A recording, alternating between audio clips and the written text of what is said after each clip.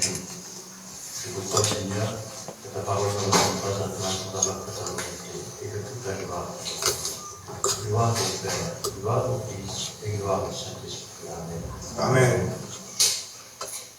Jérubal, qui est Gédéon, et tout le peuple qui était avec lui, se levèrent de bon matin et campèrent près de la source d'Arod. Le camp de Madian était au nord de Gédéon, vers la colline de Morée dans la vallée. L'Éternel dit à Gédéon, le peuple qui a avec toi est trop nombreux pour que je livre Madian entre ses mains. Il pourrait en tirer gloire contre moi et dire, c'est ma main qui m'a délivré. Publie donc ceci aux oreilles du peuple, que celui qui est craintif et qui a peur s'en retourne et s'éloigne de la montagne de Galaad. 22 000 hommes parmi le peuple s'en retournèrent, et il en resta 10 000. L'Éternel dit à Gédéon, le peuple est encore trop nombreux. Fais-les descendre vers l'eau, et là, je t'en ferai le triage.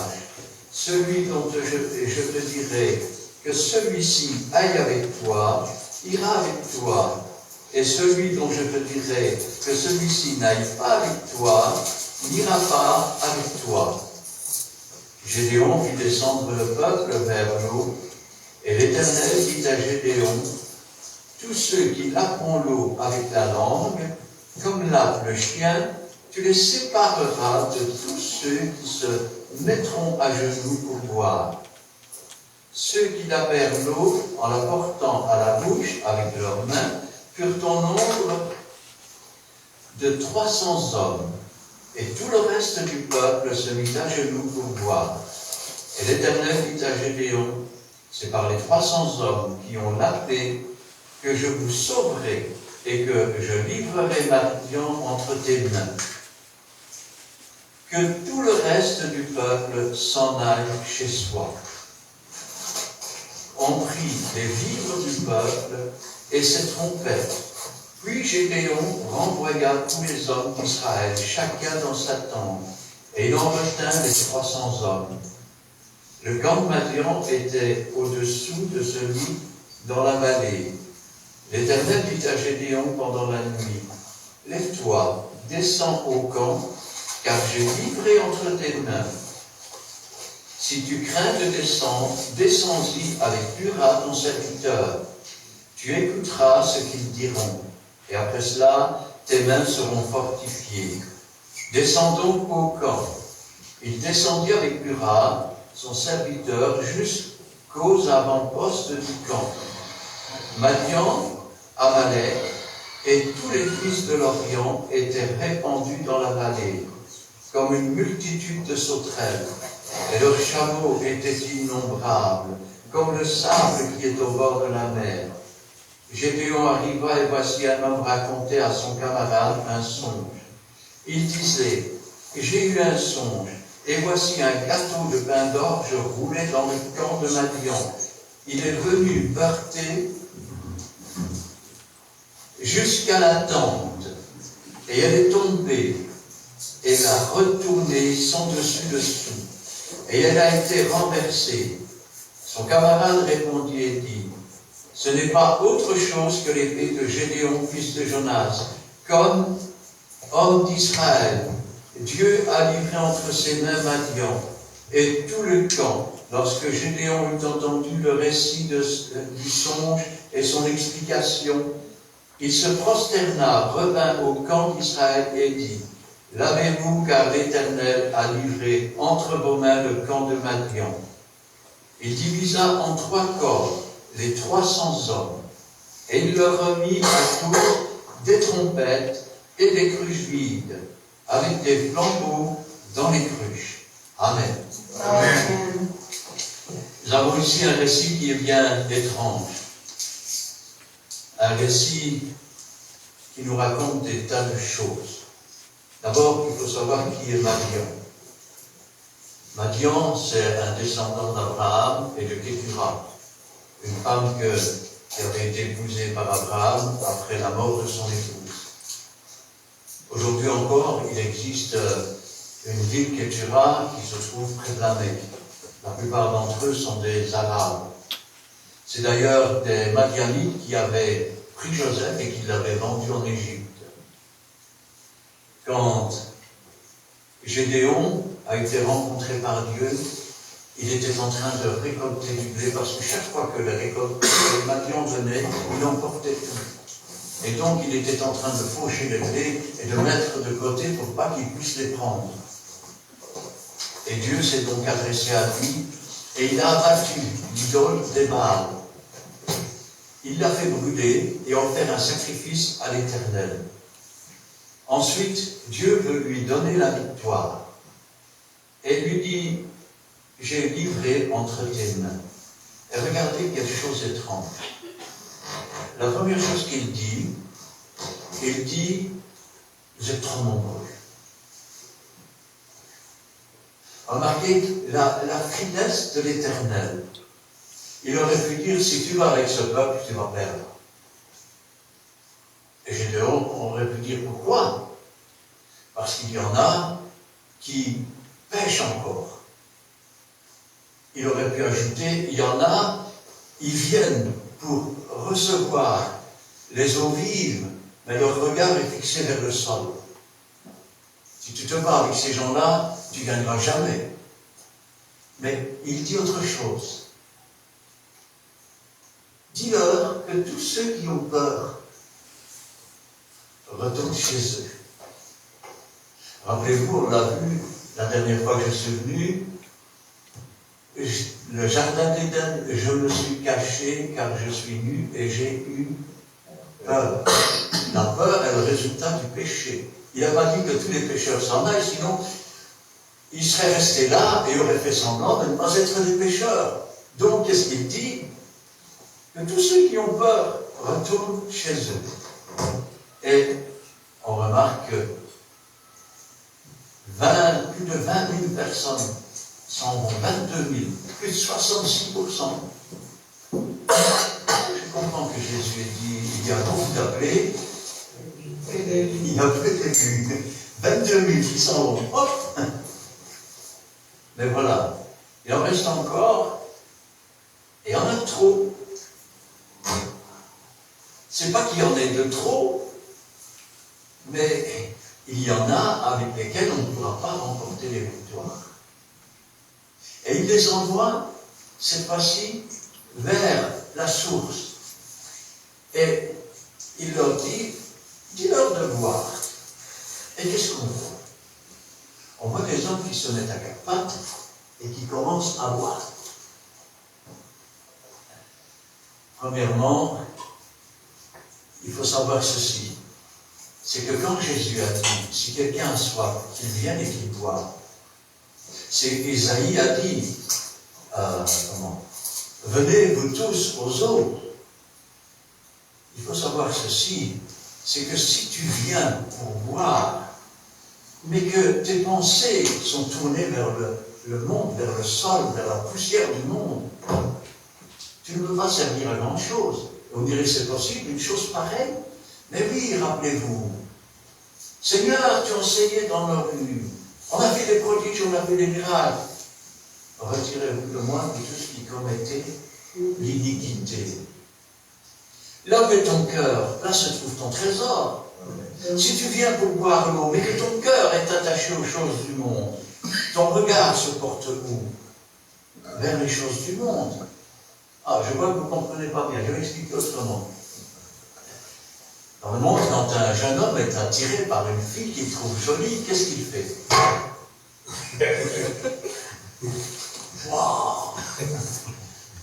On ne s'en rend pas compte, mais quand notre âme, ou quand ce qui fait notre trésor, qui est une idole en fait, sont des choses mauvaises, peut-on tirer des bonnes choses d'une chose mauvaise? C'est pas possible. Donc nos regards, ils se posent vers la chose mauvaise. Ce ne sont pas ceux qui me disent « Seigneur, Seigneur » qui entreront dans le royaume des cieux, mais c'est celui qui écoute la parole de Dieu et qui la pratique. Et pratiquer la parole de Dieu, c'est manger le pain de vie, la parole de Dieu, nourrir son âme. Dis-moi ce que tu manges et je te dirai ce que tu es. Et vous dites, c'est étrange ce que vous dites. Quand Dieu a chassé l'homme du jardin, qu'est-ce qu'il lui a dit? Il lui a dit, tu es poussière et tu retourneras en poussière. Tu as mangé quoi ce matin? Des tartines. On l'a fait avec du blé. Et puis le blé, eh bien, il a mangé la terre. Ah, moi non, moi j'ai mangé de la charcuterie. Oui, mais l'animal, qu'est-ce qu'il a mangé? Il a mangé de la terre. Qu'est-ce qu'il a mangé? Tu es donc bien de la poussière. Et tu retournes bien en poussière. Si maintenant tu nourris ton âme de la substance de Dieu, c'est pour ça qu'il est écrit que tous ceux qui sont parvenus à la connaissance de sa parole sont des dieux, avec un petit d. Eh oui. C'est pour ça aussi que Jésus disait, tout disciple accompli est semblable à son maître. Tel il est, tel nous serons. Mais là, ces hommes ne sont pas. Ils ne sont pas parce que les premiers, s'ils ont peur, c'est parce que c'est le péché qui règne en eux. Ils ont été appelés, mais ils ne sont pas élus. Les autres, certes, ils veulent venir voir, mais ça n'occupe pas, je vais dire, la première place. Et pourtant, c'est important. Et j'aime bien le témoignage de ma soeur tout à l'heure avec le docteur. Qui de vous ne veut pas être baptisé du feu et du Saint-Esprit? Il n'y a personne qui va lever la main, ou alors il faut être un insensé. Alors, comparons maintenant le baptême de feu avec la médecine. Disons que le péché, c'est le cancer de l'âme. D'accord? Suivez. Et le feu de l'esprit, eh bien, c'est comme un rayon radioactif qui vient cibler et brûler le reste du péché. Comme les rayons brûlent le cancer, afin de purifier l'organisme. Pourquoi le sang de Jésus a-t-il une si grande efficace? Mon frère l'a dit tout à l'heure, la vie est dans le sang. Oui, mais le sang n'héritera pas le royaume des cieux. Parce que le sang de l'homme est corrompu, comme sa chair, à cause du péché. Alors, comment purifier, non pas le sang de l'homme, mais la substance de la vie qui se trouve dedans, en l'entourant par le sang qui est pur, parfait, sans tache, qui efface les péchés. Déjà dans l'Ancienne Alliance, notre vie se trouvait dans le sang. Mais notre sang était corrompu. Les animaux qui n'avaient pas participé au péché de l'homme, leur sang qui n'avait pas été corrompu par le même péché, couvrait les péchés de l'homme. Et ainsi, couvrait, je vais dire, et protégeait la subsistance qui est la vie qui se trouve dans ce sang. Et ainsi, quand nous demeurons dans le péché, en réalité, non seulement nous souillons notre chair et notre sang, mais nous souillons l'âme qui est dedans. Si je vous trempe dans de l'eau bien claire, vous allez rester bien propre, non? Amen. Si je vous trempe dans l'eau boueuse, la boue va finir par se coller à vous. Le péché est comme ça. Le péché est comme un cancer, comme un corps étranger qui commence à pousser à l'intérieur. Regardez quand il nous est dit, par exemple, dans les paraboles de Jésus, le royaume des cieux est comme un homme qui a trouvé une belle perle. Quand il la trouve, il vend tout ce qu'il a et il l'achète. Mais qu'est-ce qu'une perle? Une perle, c'est un grain de sable dans une vitre qui vient irriter son intérieur. Alors elle commence à faire du nacre qui vient l'entourer. Et le nacre durcit comme un cancer. Et donc c'est un objet encore plus gros à l'intérieur d'elle, qui à nouveau l'irrite. Donc qu'est-ce qu'elle fait? Elle procure du nacre pour l'entourer, pour l'entourer. En réalité, Cette perle, c'est le cancer de l'huître. Et le royaume des cieux, c'est-à-dire Jésus-Christ venu nous sauver, c'est comme un homme qui a trouvé ce cancer et qui a donné tout ce qu'il avait pour l'enlever, comme Jésus a donné sa vie pour enlever notre péché. Parce que le péché est la seule maladie où, sans Jésus, il n'y a pas de rémission. Le salaire du péché, c'est la mort. Il n'y a pas, je vais dire, de personne qui, dans le péché, puisse être comme dans la maladie, c'est-à-dire porter la maladie, n'avoir aucun symptôme. Le péché a les symptômes chez tous les hommes, car tous ont péché. Et quand je pense à cela, je me dis, Seigneur, quand même, quelle bonté de Dieu. Tenez, au lieu de dire que tous ceux qui ont péché s'en aillent, mais je ne serais pas parti. Je vais quand même pas reconnaître publiquement que j'ai péché. Je veux bien dans ma chambre, en secret, dire Seigneur, je suis un pécheur, mais pas devant tout le monde quand même. Quelle honte.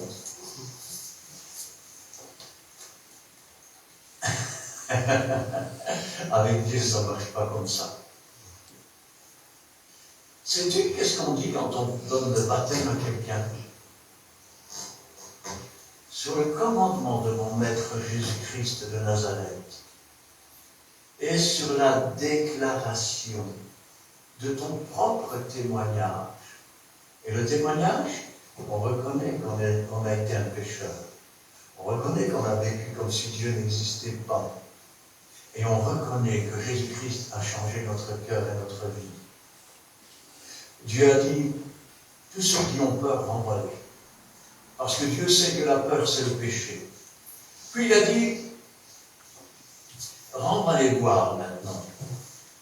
Et puis il regarde, et tous ceux qui sont à genoux, eh bien, soit 19 700 hommes, renvoie-les chez eux. Certes, ils boivent, mais leurs regards sont tournés vers le monde. Et je vais vous dire une chose, quand on essaye de boire la source de Dieu tout en ayant des idoles dans le cœur et en étant tourné dans le monde, on a des regards comme ça. Peut-on voir un ennemi qui arrive? Doux comme une colombe, prudent comme un serpent. Être prudent, ça veut dire scruter les choses, ça veut dire regarder les choses. Les autres hommes se sont mis à genoux, ils ont pris l'eau et ils ont commencé à boire. Le regard tourné vers le ciel. Le regard tourné vers le ciel. Doux comme une colombe. On cherche s'il y a quelque chose qui va bien. On prend, on boit et on se relève. Et le regard tourné vers le ciel. Parce que Jésus est assis à la droite de Dieu. Et c'est de là que se trouve notre salut. Dieu, dans ce récit, on voyez, il ne veut pas dire les choses. Il ne veut pas ouvertement vexer Israël. Il aurait pu dire, tu vois tous ceux qui se mettent comme les chiens à genoux. Le chien, c'est celui qui retourne en arrière et qui boivent. Ils ont des regards tournés vers les choses d'en bas, pas en haut. Ça veut dire ceci, c'est qu'ils servent 2 maîtres en même temps. On ne peut pas. On va aimer un, mépriser l'autre, ou haïr l'un. On ne peut pas servir 2 maîtres à la fois. Alors,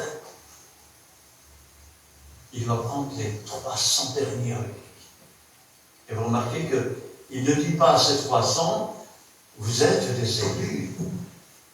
Les autres étaient des appelés, mais comme Judas qui avait reçu un ministère, qui avait reçu de tout, puisqu'il était allé avec les autres disciples pour chasser des démons, pour guérir les malades.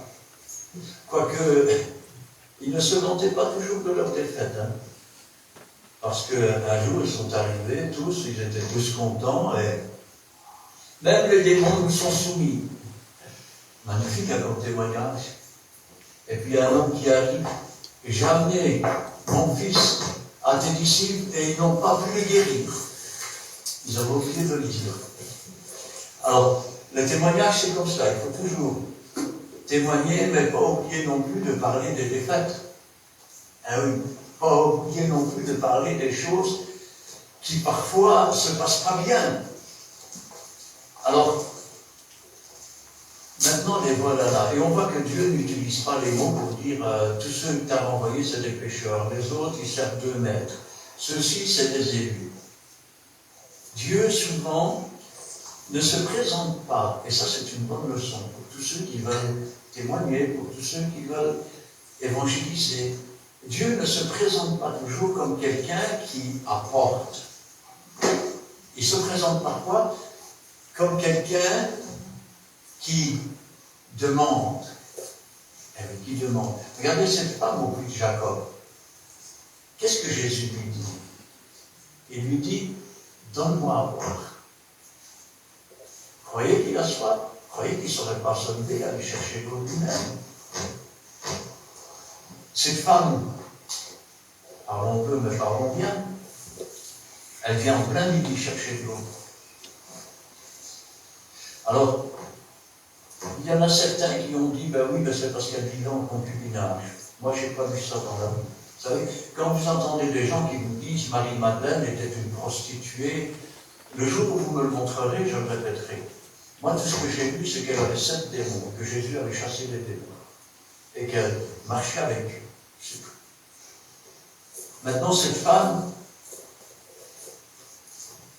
elle regarde bizarrement, c'est normal, parce que les Samaritains, vers les années 700 et quelques, eh bien, on en avait pris toute une partie, et puis on avait mis, je vais dire, des gens qui venaient de Babylone à la place. Et donc Israël regardait de loin les Samaritains. Il n'y avait aucune relation entre eux. C'est un peu comme entre les non-juifs et les juifs. On ne rentrait pas dans la maison d'un non-juif. D'ailleurs, Pierre s'était reprendre quand il est entré dans la maison d'un non-juif. Et cette femme le regarde. Comment? Toi qui es juif, tu me demandes à moi, qui suis une Samaritaine, à boire? Est-ce que Jésus a besoin de lui demander à boire? Non, il veut entamer la conversation. Et ensuite, qu'est-ce qu'il dit à cette femme?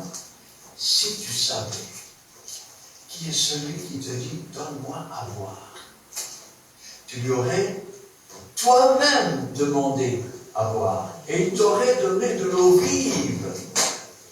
Et cette femme, elle dit, mais si je viens chercher de l'eau vive, je ne devrais plus m'y utiliser. Et puis, donne-moi toujours de cette eau. Et regardez ce que Jésus fait. Appelle ton mari. Tout le monde la regarde comme une femme qui vit en concubinage. Pourquoi? Parce qu'elle a eu 5 maris. Et celui qu'elle a maintenant, ce n'est pas son mari. En tout cas, la traduction, c'est comme ça qu'elle est faite. Donc, pour beaucoup, elle vit en concubinage. Donc, pour beaucoup, si elle vient à midi, c'est pour échapper aux railleries des femmes le matin. Parce que c'est très tôt le matin qu'on va chercher de l'eau avant que le soleil se lève. Sinon, il fait trop chaud. En plein midi, il n'y a personne qui irait chercher de l'eau. Tout le monde se met à l'ombre, on fait la sieste, dans les pays chauds. Alors, quand je pense à cela, je me dis, Seigneur, et lui dit, va chercher ton mari. Regardez ce qu'elle dit. Je n'ai pas de mari. Je ne sais pas quel âge a cette femme. Mais Jésus lui dit, tu as eu 5 maris. Il faut dire qu'on meurt jeune à l'époque. Mais imaginons qu'elle ait été mariée à 14 ans, parce qu'à l'époque c'était pas rare, et qu'elle ait vécu, je vais dire, 5 ans avec chaque, ça fait 25 ans, plus 14, ça fait 39 ans, moyenne de vie 40 ans, à l'époque. Donc, elle est déjà considérée comme une vieille à l'époque. Aujourd'hui, à 40 ans, on considère que les femmes sont jeunes, mais à l'époque, ce n'était pas le cas. Qu'est-ce qui me dit que cette femme, voyant qu'elle avait déjà eu 5 hommes, voyant son âge avancé, ben, elle ne s'est pas dit avec quelqu'un d'autre qui était seul, ben écoute, tu pourrais faire le jardin, et entretenir la maison, et moi je te ferai à manger, et je laverai ton linge. Ça se fait chez les vieux encore aujourd'hui, vous savez. Il y a des vieilles femmes qui acceptent que des vieux hommes viennent habiter chez eux sans avoir de relation, sans être mariés, en restant des parfaits étrangers. C'est ce qu'on appelle de l'entraide. Tu as eu raison, parce que tu as eu 5 maris, et celui que tu as maintenant, ce n'est pas ton mari. Je vois que tu es prophète. Je vois que tu es prophète. Et puis, regardez qui est cette femme en réalité. Cette femme, ce n'est pas une femme ordinaire. C'est une femme qui a cherché Dieu. Vous savez comment je le sais? Elle a cherché Dieu. Quelqu'un qui cherche Dieu, qu'est-ce qu'il fait? Il commence à étudier la question. Tiens, dans la religion là-bas, ils disent ça, ils disent ça. C'est bizarre parce que dans notre religion, ils ne disent pas ça, ils disent autrement. Si bien que les païens, parfois, ils disent, mais en définitive, qui c'est qu'il faut croire? Il y en a un qui dit ça, il y en a un qui dit ça, il y en a un qui dit ça, il y en a un... Et tous disent qu'ils ont la vérité. Regardez sa réaction.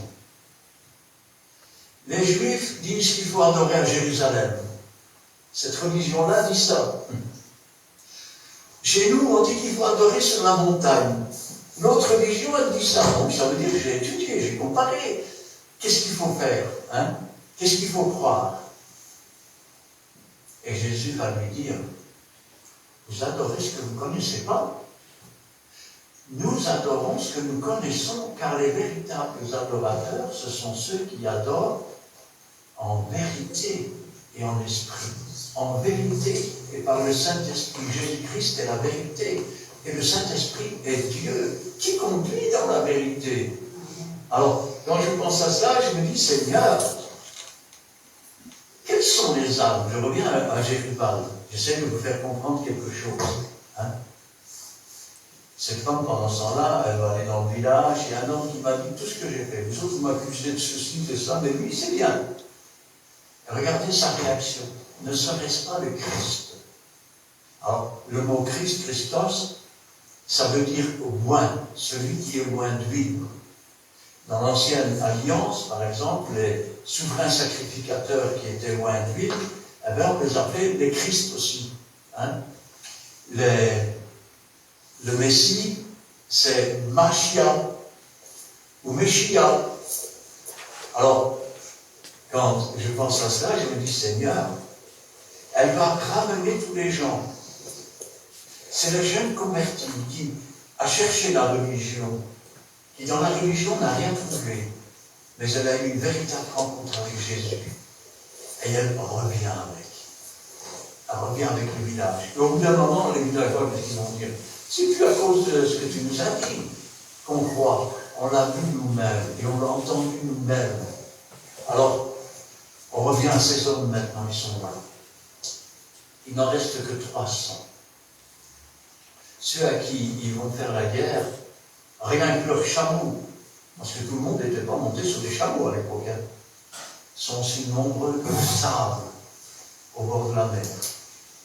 Ils sont une armée gigantesque. Et qu'est-ce qu'ils vont prendre comme arme? Regardez un petit peu. Petit instant. Voilà. Alors ils vont prendre des vignes, parce qu'il faut quand même bien manger. Des trompettes. Sonnez dans vos trompettes. Puis Gédéon envoya tous les hommes d'Israël, chacun dans sa tente. Et il retint les 300 hommes. Et ils vont avoir quoi? Des trompettes, des vases et un flambeau. Voilà leurs armes. Des trompettes, des vases et un flambeau. Quel drôle de bataille, quel drôle d'arme. Quand ils vont arriver sur cette montagne, ils vont briser les vases. C'est l'image, je vais dire, de la résurrection et de l'avènement du Seigneur. Pourquoi? Parce que notre vie est cachée avec Jésus-Christ. Mais lorsque Christ paraîtra, notre vie paraîtra. Cette lumière qui est cachée sous ce vase, au moment où elle a été brisée, la lumière a jailli. Et ils ont soufflé dans leur trompette. Qu'est-ce qu'un enfant de Dieu? Un enfant de Dieu, c'est un instrument.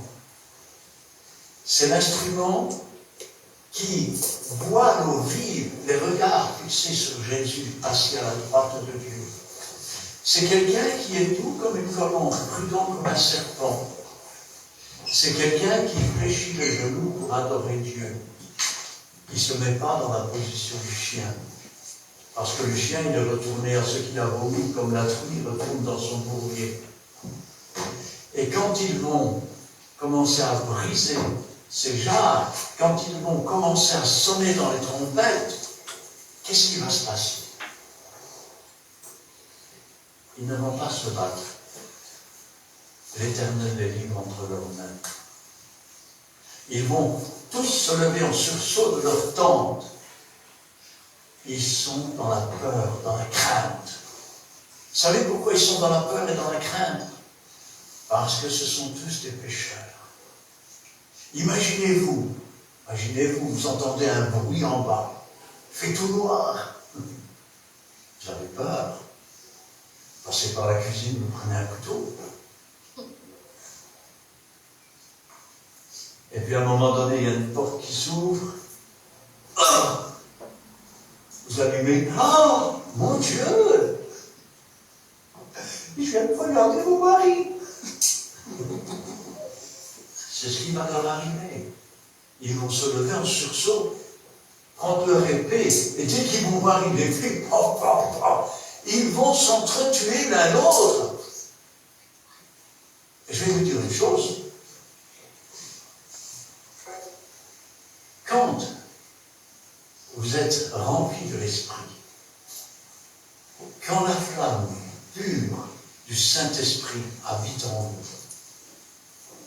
quand vous marchez dans la rue, il n'y a rien de spécial. Vous êtes comme Jésus, un homme semblable à celui dont on détourne les regards.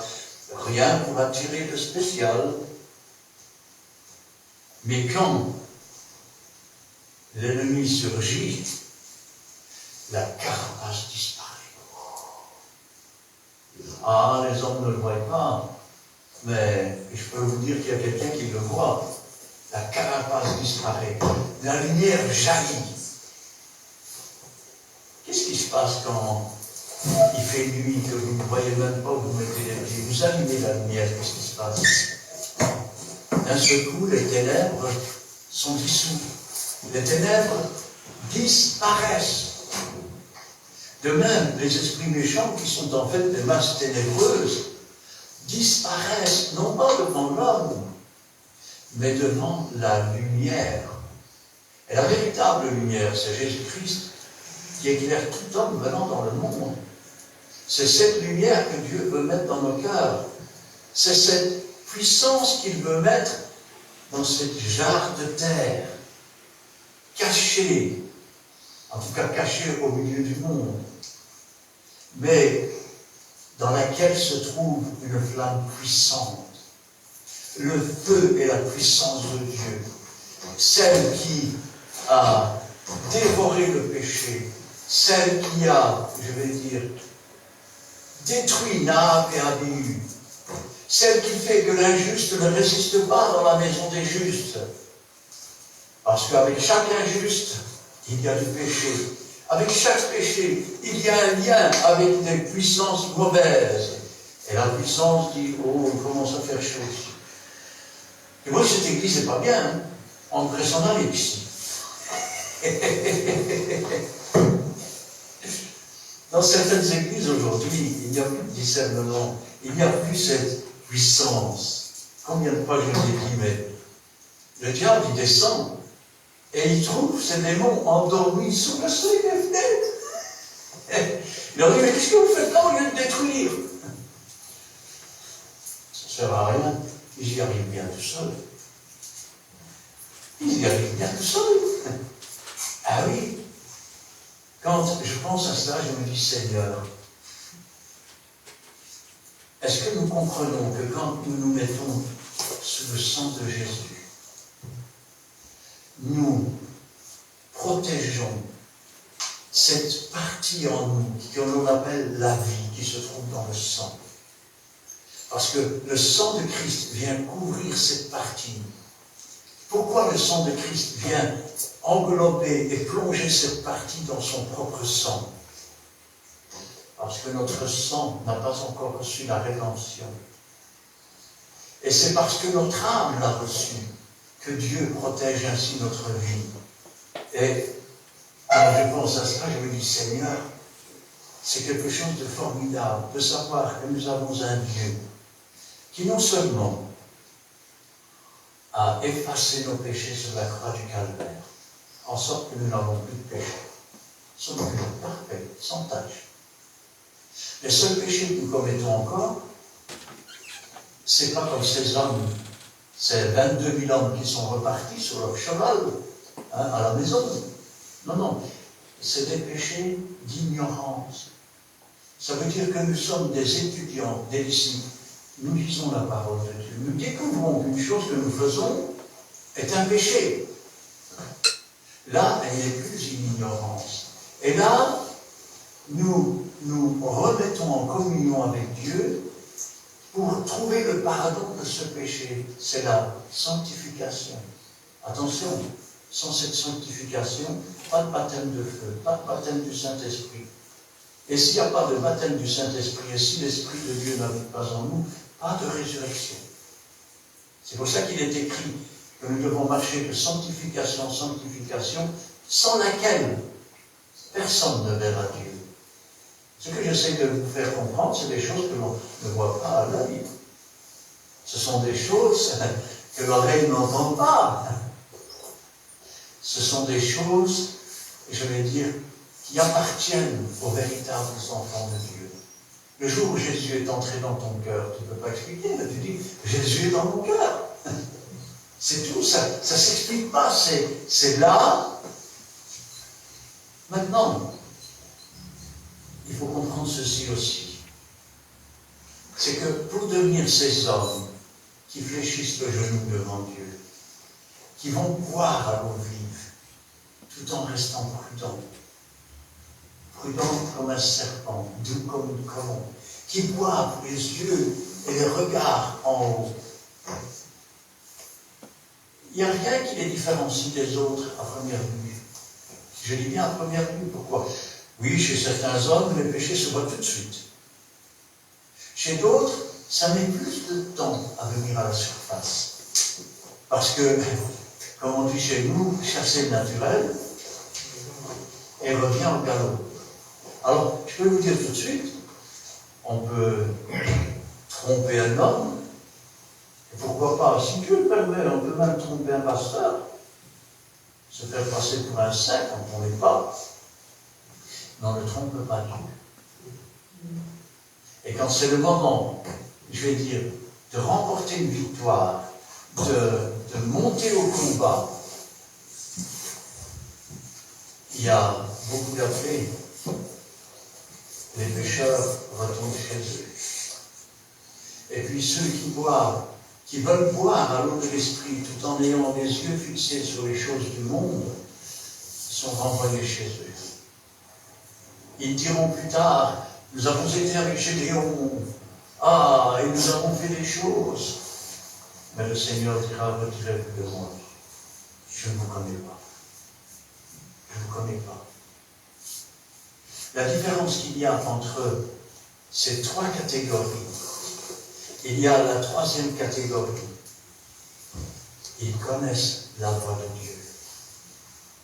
Ils n'iront pas après la voix d'un étranger. Les deuxièmes, ils ont entendu l'appel de Dieu, ils ont entendu la voix de Dieu.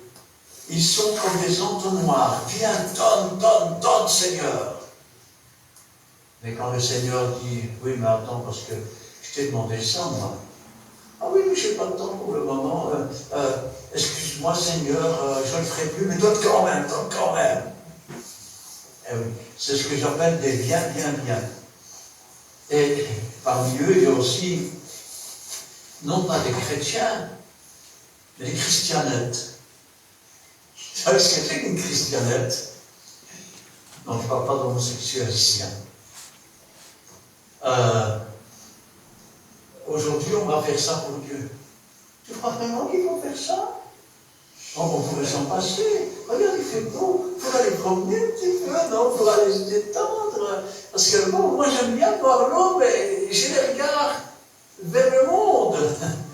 Pendant que je regarde en bas, je ne sais pas regarder en haut. Je ne sais pas recevoir des instructions. Je ne sais pas comment faire. Les autres font bien, non? Après tout, le dire c'est bien. Mais le faire c'est mieux. Parce que ma mère, mes frères et mes sœurs sont ceux qui écoutent et qui mettent en pratique. Parce que celui qui écoute et qui ne met pas en pratique est semblable à ce riche. Oh, mais j'obéis à toute la loi depuis que je suis petit, je ne fais rien de mal. D'ailleurs, j'ai ma bonne religion. D'accord? Alors débarrasse-toi de tout ça, viens, suis-moi. Et j'ai tellement de choses riches dans mon cœur, des choses auxquelles je tiens, des souvenirs, des habitudes, des coutumes. On verra ça une autre fois. Hein. Et le riche est parti tout triste. Ah oui. C'est quand j'ai plus rien. C'est quand je suis faible. Quand je suis, je vais dire, anéanti. C'est alors que je prends conscience de ma faiblesse. C'est alors que je prends confiance de ce que je ne suis rien. Et c'est alors que je deviens fort. Parce que mes yeux se tournent vers Dieu. Je suis comme un animal qui est coincé dans un coin de la dire, mais ça a il saute, et puis quand il est dans le coin, il veut essayer de... Alors il commence à sortir ses dents, ses griffes. Il va vous sauter dessus. L'enfant de Dieu, il est comme ça. Paul disait, c'est quand je suis faible que je suis fort. Eh oui. Et attention, parce que Paul aurait pu s'élever en orgueil. Et Dieu l'a vu. Et vous savez quoi? Il a permis à Satan de lui souffleter une aiguille. Afin qu'il ne s'enorgueillisse pas. Eh oui, Dieu, quand il voit que nous sommes en danger, peut permettre que nous devenions faibles, que nous devenions sans force, pour que nous puissions chercher la force auprès de Dieu. Pourquoi Dieu aussi a liquidé tous ceux qui, quelque part, ne marchaient pas vraiment avec Dieu pour cette partie glorieuse où Dieu remporte la victoire, où l'homme ne fait rien? Parce que ce peuple aurait dit, c'est par notre force que nous y sommes arrivés. Nous sommes quelqu'un, nous sommes une armée, nous sommes puissants. Il n'aurait pas donné la gloire à Dieu. Or Dieu dit, je ne donnerai pas ma gloire à un homme. Mais étant à 300 et dans la faiblesse, n'ayant même pas combattu, ces hommes se sont sauvés après s'être entretués. Et ils n'ont eu qu'à marcher pour les poursuivre. Cependant, Dieu connaît le cœur du reste d'Israël. Parce que souvent, ceux qui ne marchent pas bien avec Dieu, si un frère est béni, qu'est-ce qui se passe? Ils sont jaloux. La jalousie entraîne juste et parfois des sentiments de haine. Eh oui, elle entraîne parfois à provoquer des méchancetés. Eh oui. Alors, qu'est-ce qu'il va faire? Gédéon va dire, dis aux hommes de là-bas de les coincer pour qu'il n'y ait pas de retraite et de s'occuper d'eux. Dieu avait fait son travail. Il les avait livrés entre les mains de Gédéon. Et les autres, qu'est-ce qu'ils vont faire? Ils vont attaquer. Et puis ils vont revenir. Et on voit que ce ne sont pas des hommes simples. Ils vont commencer à discuter avec Gédéon. Tu es parti avec 300 hommes, tu ne nous as même pas permis de faire quoi que ce soit, c'est pas normal. Et Gédéon va leur dire, mais vous avez pris les 2 rois, vous avez remporté la victoire, et ça va les calmer. Ils avaient besoin qu'on les loue, qu'on les glorifie. Eh oui, parce que l'homme pécheur, il est comme ça. L'homme qui n'est pas, je veux dire, 100% à Dieu, il est comme ça. Il aime bien qu'on le flatte quelque part. Alors, je vais vous dire une chose. Tout jeune prédicateur, j'ai appris. Je me souviens, du côté de Jumet, il y avait une église là-bas, et le dimanche, quand je descendais de la tribune, il y avait un frère qui se levait, qui venait près de moi. « Oh, frère, votre prédication, elle est magnifique. » J'ai dit « Non, c'est pas ma prédication, j'ouvre ma bouche et Dieu fait ce qu'il veut. » C'est la prédication de Dieu qui est magnifique. Moi, je ne suis rien, je ne suis qu'un instrument. Pourquoi? Parce que cet homme ne marchait pas vraiment droit avec Dieu. Il avait ce qu'on appelle de l'ambition. Il avait de l'orgueil. Et il voulait flatter, cirer les pompes, comme on dit chez nous, cirer les chaussures, pour essayer d'obtenir quelque chose plus tard. Un jour, je me rappelle, il m'avait invité chez lui à prendre le café. Et puis il y avait sa femme, il y avait sa fille, il y avait son fils. Et puis il me dit, frère, vous pensez que vous pourriez parler pour moi pour que je puisse devenir diacre? Je conduis bien ma maison, mes enfants sont bien élevés. Alors je l'ai regardé, je lui ai dit, écoute, si tu veux devenir diacre, tu ne marches pas sur la voie droite. Mais je ne comprends pas, il faut aspirer aux choses les meilleures. Oui, aux choses les meilleures, mais est-ce que c'est la meilleure chose pour toi? Est-ce à toi de décider ce que tu veux devenir? Est-ce que tu t'es offert à Dieu ou pas? Si tu t'offres à Dieu, c'est Dieu qui va décider ce que tu vas devenir. C'est Dieu qui va décider ce que tu vas faire. Tu n'auras pas besoin de cirer les pompes de qui que ce soit, tu n'auras pas besoin d'être jaloux. Parce que le serviteur, qui est aussi l'Esprit de Dieu, Dieu va, je vais dire quelque part, l'incliner dans le sens de faire valoir ce que Dieu a donné à l'autre, sans que tu dises rien. Vous savez, quand le Seigneur m'a demandé si je voulais être pasteur, eh ben, je vais vous dire une chose, je n'en ai jamais rien dit pendant ces périodes-là. Et sans que je ne demande rien du tout, le pasteur, qui lui aussi avait l'esprit de discernement, un jour m'a dit, tu veux prêcher, c'était le jeudi à l'époque, tu veux prêcher le jeudi à la réunion de prière? Ah, la théorie, c'est bien, Dieu me demande. Je dis, oui, Seigneur, je veux te servir. Je dis, je ne sais pas, écoute, je n'ai jamais fait. Je dis, je veux bien essayer, mais je ne promets rien. Alors, je suis arrivé le jeudi.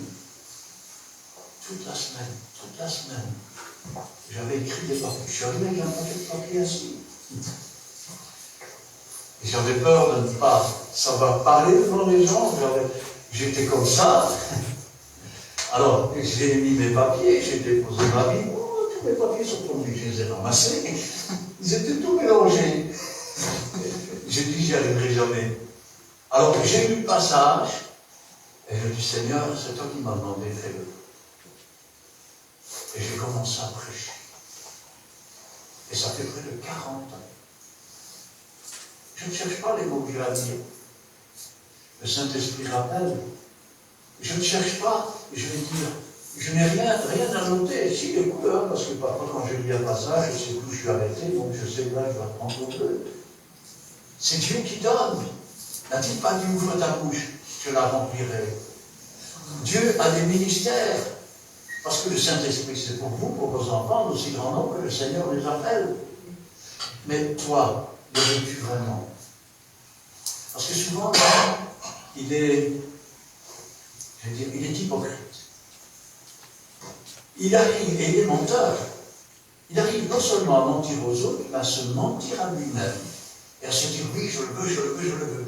Et au fond de lui-même, il y a quelque chose qui le retient vers ailleurs.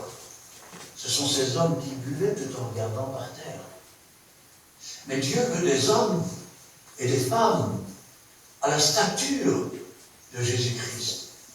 Des hommes faits, des hommes féminins, hommes masculins, purs, sans tâche.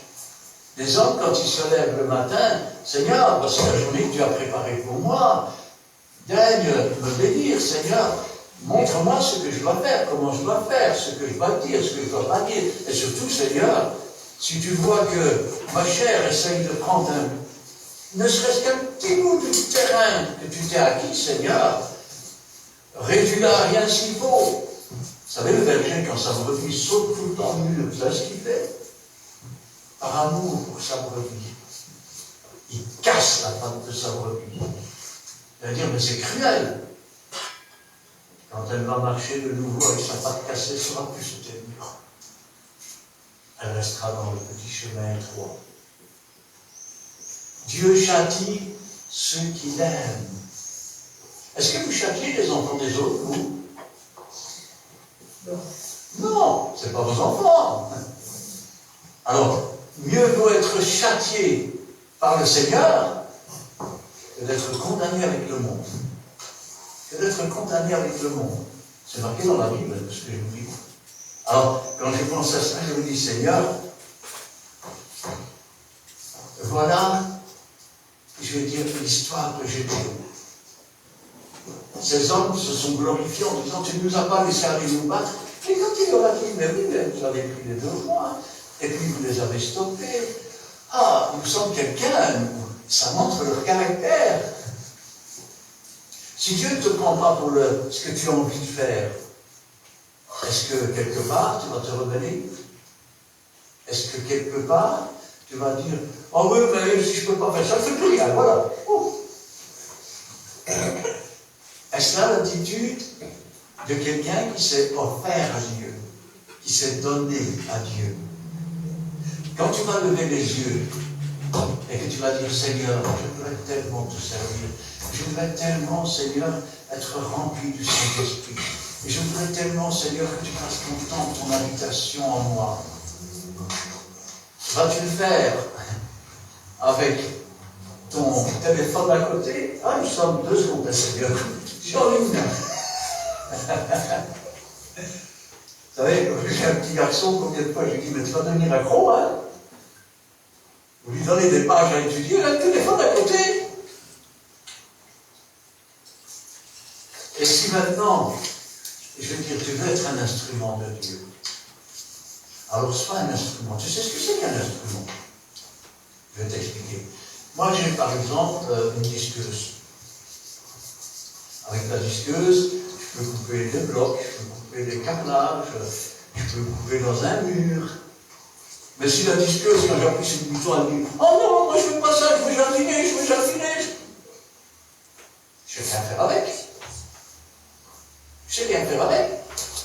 Si je vais chercher la tondeuse pour faire la pelouse, et que la pelouse, elle dit « Non, non, moi je ne veux pas ça, je ne veux pas ça. Moi je veux couper les murs. » Je fais quoi, moi, avec cette tondeuse? Rendez-vous compte, parfois la position dans laquelle Dieu se trouve. Je te voudrais vous faire ça. Non, non, non, moi je veux faire ça. Qu'est-ce que je dois faire? Qu'est-ce que je dois faire?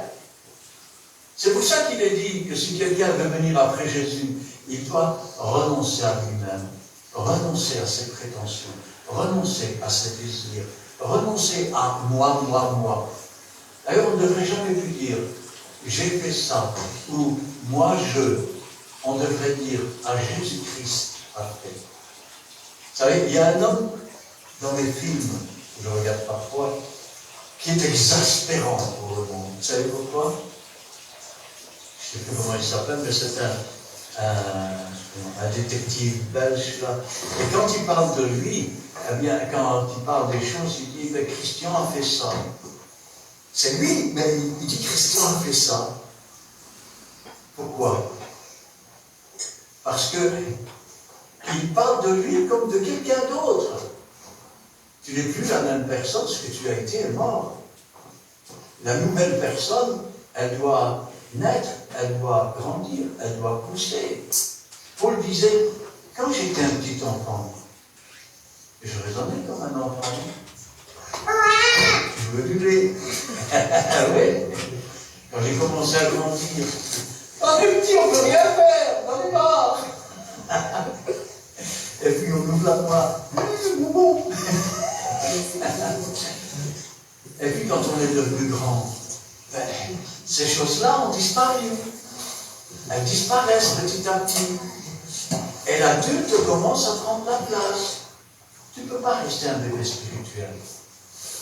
Tu ne peux pas rester un adolescent spirituel. Parce que je peux vous dire que les adolescents spirituels font des cheveux blancs en pasteur. C'est quand tu crois que tu as tout compris, que tu as tout connu. Tu ne sais pas encore que tu as encore tout à apprendre. Et là, ben, à ce moment-là, les dirigeants d'église et les responsables, ils sont des cheveux blancs pour toi. Hein. Alors, une fois que tu es devenu un adulte, ça donne à peu près ceci. Parle, Seigneur, j'écoute.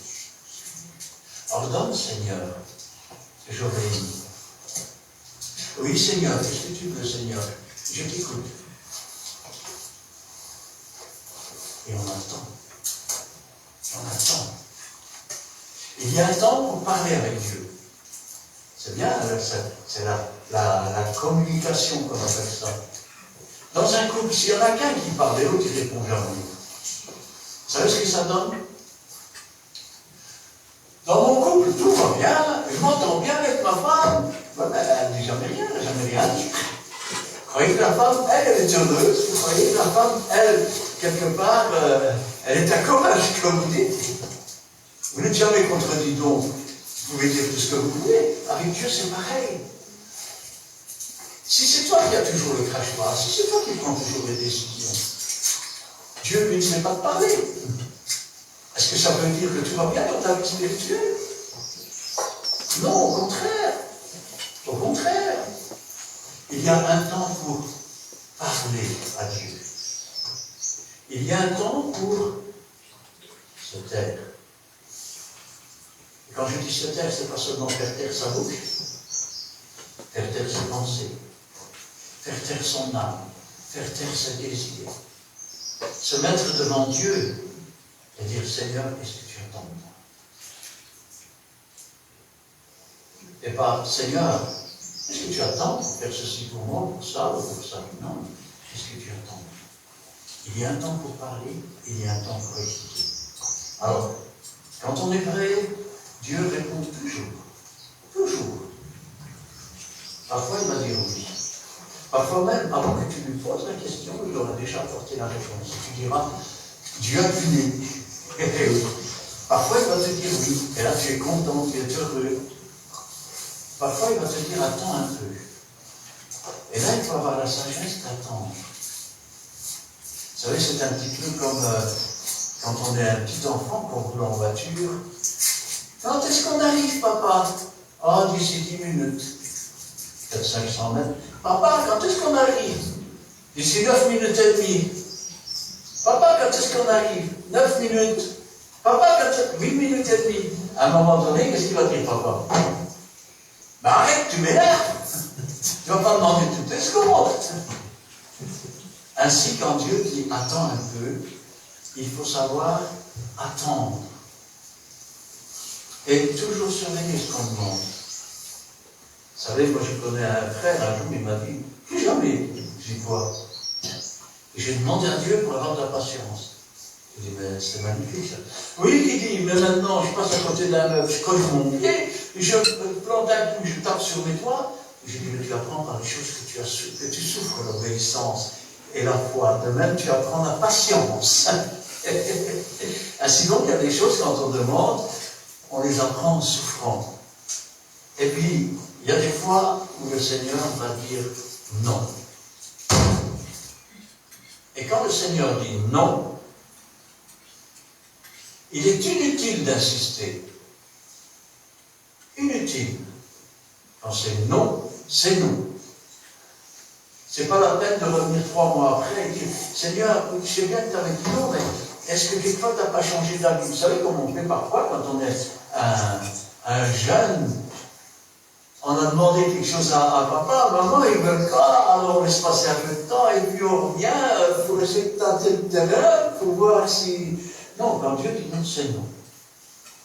Et parfois, il répondra comme à Paul, ma grâce te suffit. Car c'est dans la grâce de Dieu que s'accomplit la volonté de Dieu. C'est dans la grâce de Dieu que l'on apprend à grandir. Parce que quand on sort de la grâce, alors on entre dans les œuvres. Parce que, vous savez, c'est comme l'amour et la haine. On dit qu'ils sont tout proches l'un de l'autre. D'ailleurs, les gens qui s'aiment le plus, quand ils sont, je vais dire, en rupture, c'est sans doute les gens qui se haïssent le plus. Mais en fait, ils ne se haïssent pas. C'est leur façon de crier, la colère qu'ils ont de voir que l'amour, ils n'arrivent plus à l'avoir. Eh oui, eh bien, cette limite, c'est pareil aussi. Entre l'obéissance et la désobéissance. Désobéissance, c'est quand Dieu dit non qu'on insiste. Entre la grâce, et là on sait qu'on reçoit par grâce, et la loi. Là, on devient un légaliste. Un légaliste, c'est quoi? Si tu viens à Dieu, tu ne peux pas faire ça, tu ne peux pas faire ça, tu ne peux pas faire ça. Et il ne fait pas ça, hein? La grâce, c'est, autrefois, je faisais ça, je faisais ça, je faisais ça, j'en ai plus besoin. J'ai été délivré. Eh oui. Alors, quand on veut marcher selon l'esprit, quand on veut voir, et je suppose que vous voudriez bien, non? Voir les prodiges, voir les miracles, voir la parole de Dieu confirmée par ces prodiges et par ces miracles. Il faut commencer par venir soi-même à nouveau Jésus. Si quelqu'un veut venir après moi, il n'a pas dit, si quelqu'un vient quand je serai mort et qui se promène dans la rue, non. Si quelqu'un veut, je vais dire, relever le ministère quelque part, relever le ministère, un peu comme, je vais dire, le serviteur d'Élie qui a pris le manteau, qui l'a posé sur ses épaules. Quand il est arrivé devant la rivière, il a frappé avec le manteau, les eaux se sont ouvertes, les autres prophètes ont vu cela. Ils ont dit, il a reçu le ministère d'Élie. Eh oui, si tu veux relever le ministère, si tu veux prendre le manteau, rappelez-vous cette femme qui a touché seulement le bord du manteau. Et toi, Dieu te donne la possibilité de prendre le manteau, de le mettre sur tes épaules et de dire, maintenant, je suis comme Jésus. Toutes les choses que Jésus a faites, je les fais. Et je ferai encore de plus grandes. Mais pas dans la vantardise. Pas dans la vantardise. Ici, je le dis à voix haute pour vous faire comprendre la mentalité de l'intérieur.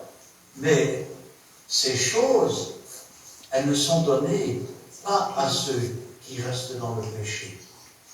Rappelez-vous, ceux qui ont peur, on les renvoie à la maison. Pas pour ceux qui, quelque part, je vais dire, essayent de boire de l'eau en ayant les regards tournés vers le monde et vers les profondeurs de la boue qui se cache sous l'eau. Quand ils ont combattu, aucun d'eux ne s'est battu. Ils ont simplement obéi. Et Dieu a fait le reste. Quand Dieu prépare des œuvres, elles ont été préparées.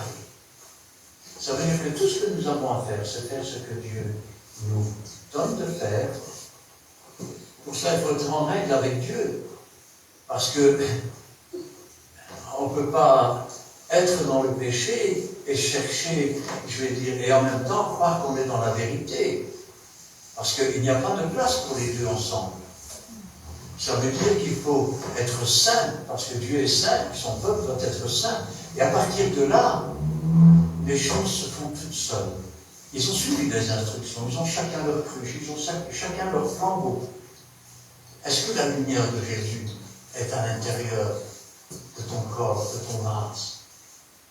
Est-ce que si on le brisait, la lumière apparaîtrait et la trompette de Dieu sonnerait? l'ennemi s'enfuit devant la louange. Pourquoi? Parce que quand tu élèves ta voix pour glorifier, pour louer Dieu, le Saint-Esprit vient à ta rencontre. C'est Dieu, le Saint-Esprit, qui approche. Et au fur et à mesure qu'il approche, l'ennemi dit, comment ça fait trop chaud ici, on s'en va. Quand tu deviens le temple, l'habitation de Dieu en esprit, tu parles Jésus. Tu respires Jésus. Tu manges Jésus. Tu marches Jésus. Tu dors Jésus. Tu avances Jésus. Quand on prend ton vêtement, le met sur un malade, le malade est guéri. Si ton ombre passe au-dessus d'un autre, il est guéri.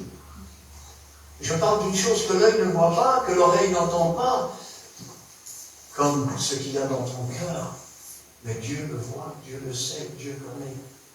Il voudrait tellement. Et nous arrivons dans des temps où l'Antéchrist va bientôt paraître, et où l'Église, la véritable Église, les véritables enfants, les deux témoins, les deux chandeliers vont se lever. Et vont tourmenter la terre. Tourmenter la terre par leurs prophéties, par leurs prodiges, par leurs miracles. Car ils pourront ordonner à la pluie de cesser de tomber. C'est ce qu'ils faisaient. Hein?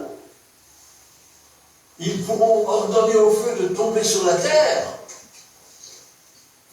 Aujourd'hui, si on devait parler de la situation spirituelle des églises, on pourrait dire, Seigneur, où sont tous les prodiges et les miracles dont nos pères nous ont parlé? Plus on arrive au moment où Jésus va revenir, plus il y a de l'apostasie, plus il y a de l'abandon, plus il y a du recul, plus on s'écarte du chemin étroit pour se tourner vers le chemin large.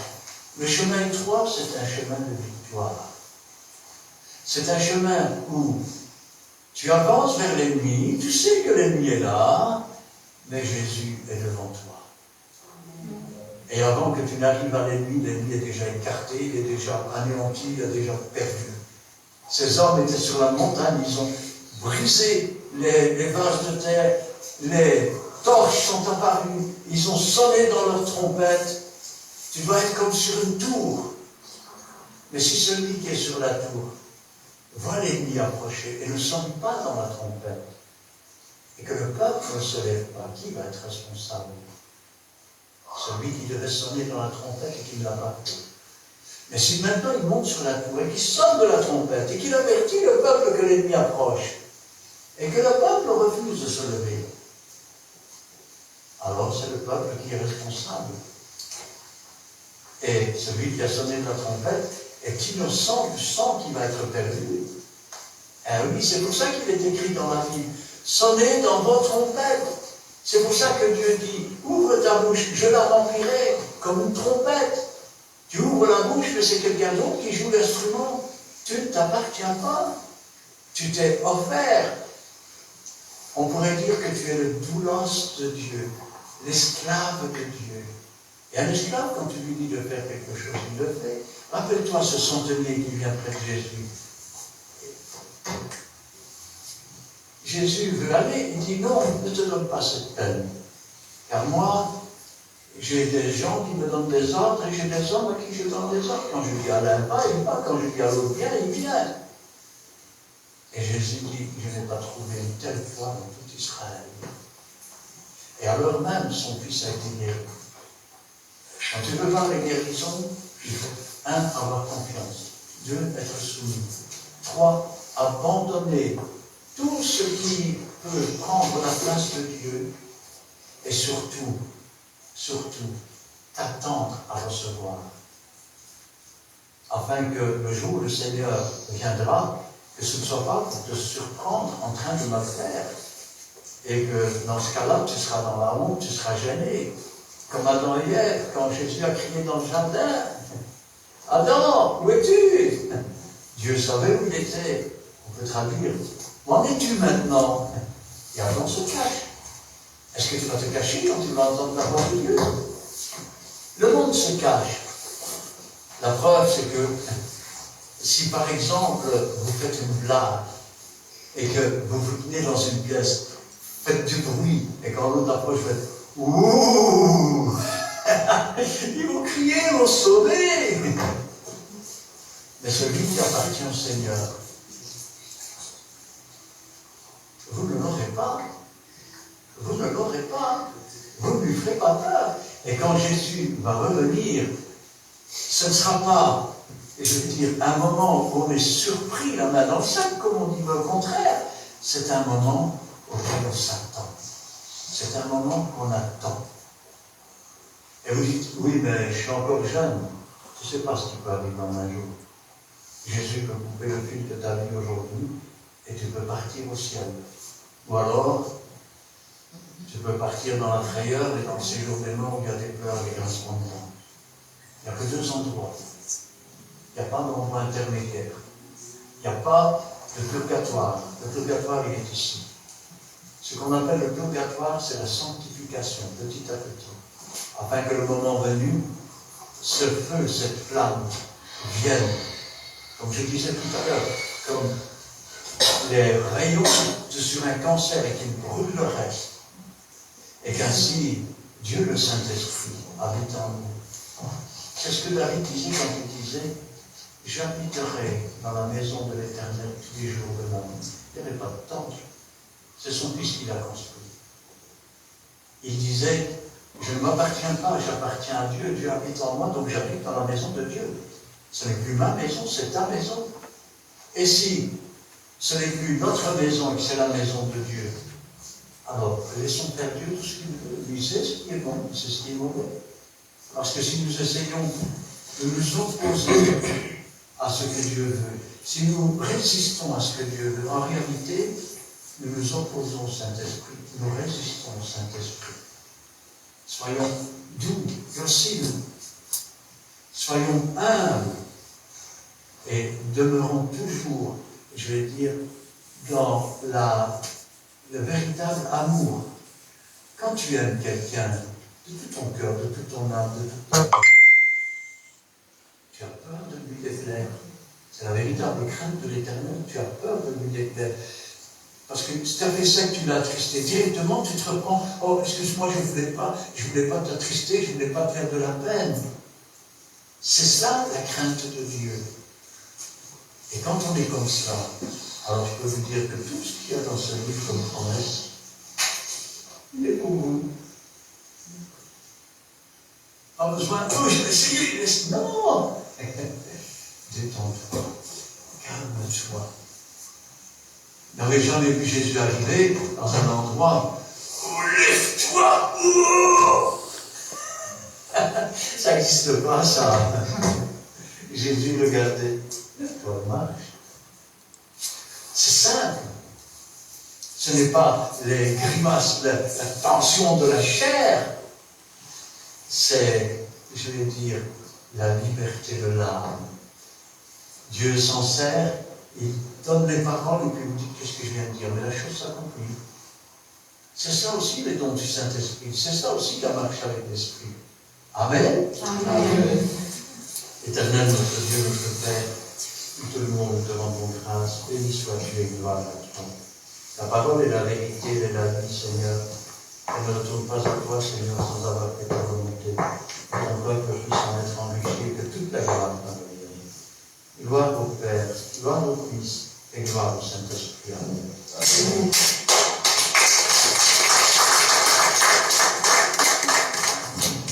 Amen. Amen. Tu vas fermer les yeux et tu vas dire merci au Seigneur pour cette parole très puissante, spirituelle et profonde qu'il nous a donnée ce matin. Tu vas dire merci. Et tu vas bénir aussi l'instrument que Dieu a utilisé ce matin.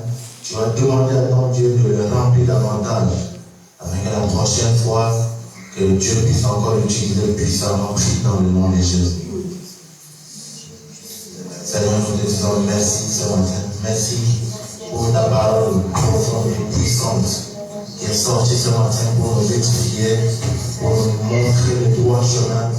Seigneur, nous te bénissons ce matin et nous demandons que tu puisses nous donner la force, que tu puisses nous aider à pouvoir tourner nos regards vers toi, à lever nos yeux vers toi dans le ciel, Seigneur, et à pouvoir nous sanctifier et à marcher Seigneur, selon tes commandements. Merci Père pour ce matin, merci pour ta parole, merci pour la vie de ton serviteur que tu as utilisé ce matin. Bénis sa vie, remplis-le Seigneur davantage, afin que la prochaine fois qu'il puisse encore parler à ton peuple. Bénis sa maison, bénis sa famille dans le nom puissant de Jésus. Amen. Amen. Amen. Nous allons offrir à notre Dieu. Amen. Je vais demander au choriste de nous aider avec un cantique et qui va